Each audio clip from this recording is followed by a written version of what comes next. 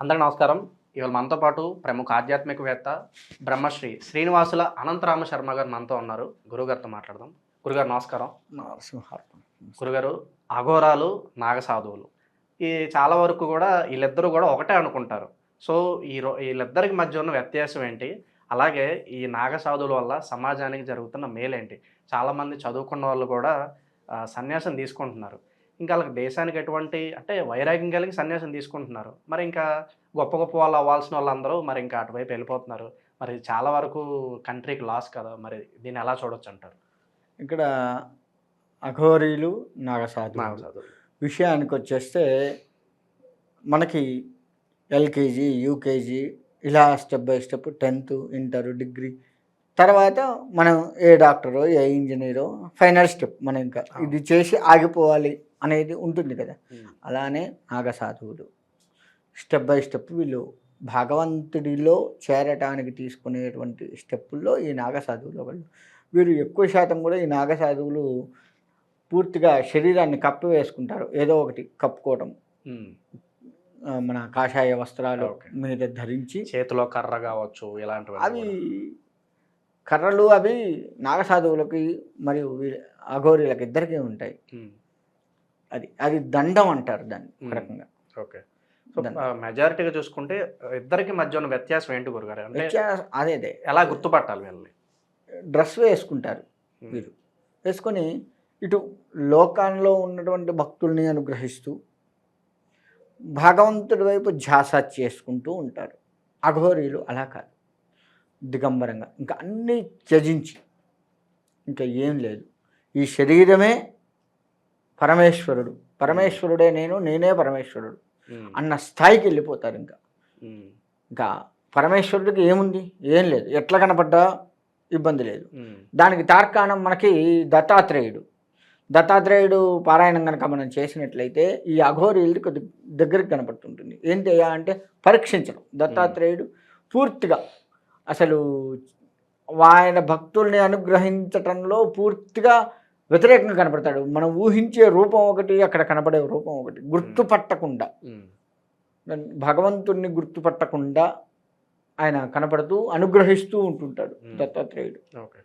So వీళ్ళ వల్ల గురుగారు సమాజానికి జరుగుతున్న మేలు ఏంటి? అంటే ఏం ఉపకారం చేస్తున్నారంటారు సమాజానికి వీళ్ళు?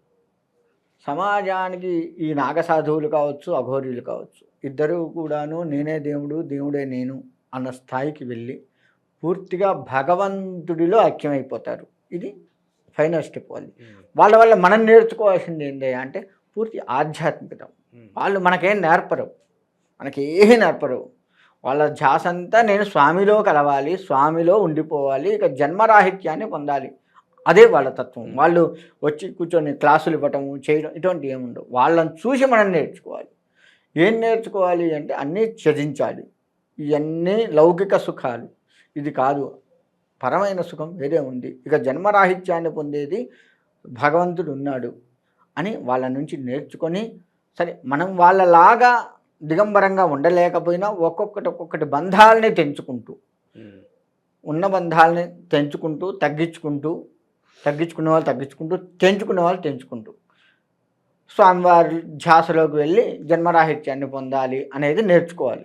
అంతేకాని వాళ్ళు వచ్చి కూర్చొని మేము ఒకప్పుడు ఇట్లా ఉన్నాము ఇప్పుడు ఇట్లా అయ్యాము అని చెప్పరు. అలా చెప్తే వాళ్ళు నిజంగా చెప్పాలంటే సాధువులు కాదు, ఈ అఘోరీలు కాదు. అలా వాళ్ళ నుంచి మనం నేర్చుకోవాలి.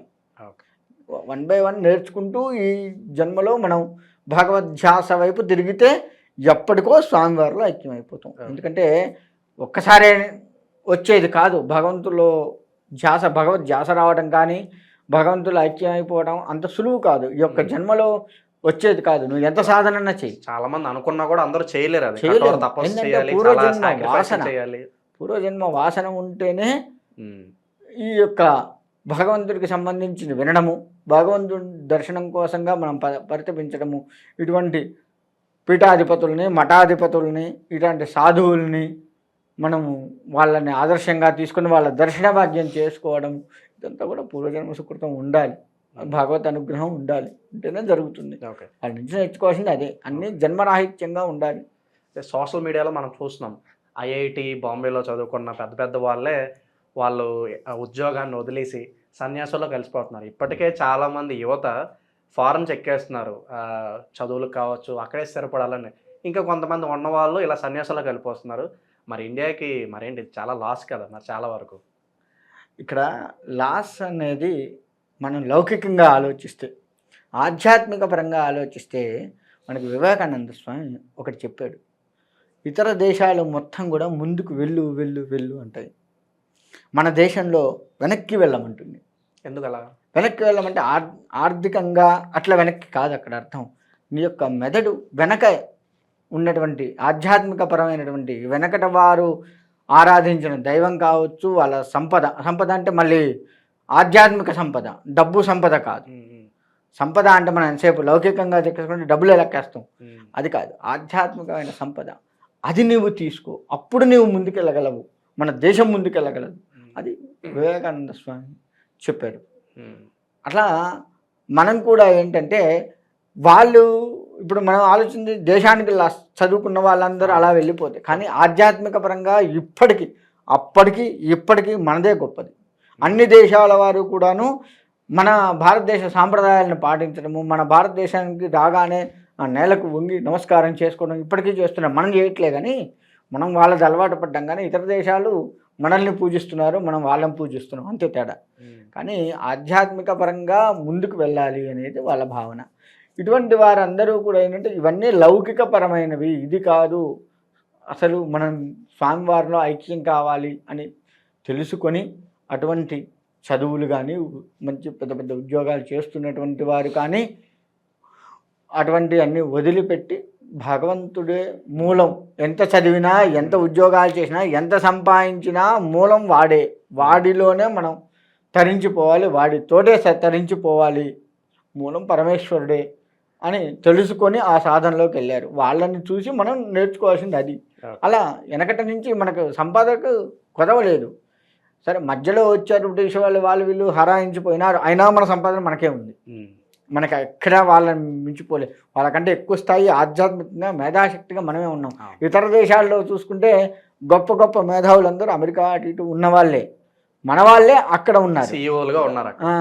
వాళ్ళని మనం వెనక్కి తెచ్చుకొని వాళ్ళకి చక్కటి జీవితాన్ని కనుక ఇచ్చి, అంటే ఆర్థికంగా వాళ్ళని పోషించి పిల్లగాళ్ళని పోషించి చేస్తే అన్ని దేశాల కంటే ఆర్థికంగా కూడా, లౌకికపరమైనటువంటి ఆర్థికంగా కూడా మనమే గొప్ప వాళ్ళం అవుతాం. మనం వాళ్ళని వదిలేసుకున్నాం. మరి అటువంటప్పుడు వాళ్ళు ఈ చదువును వదిలేసి ఆధ్యాత్మికంలో పోవడంలో తప్పేముంది?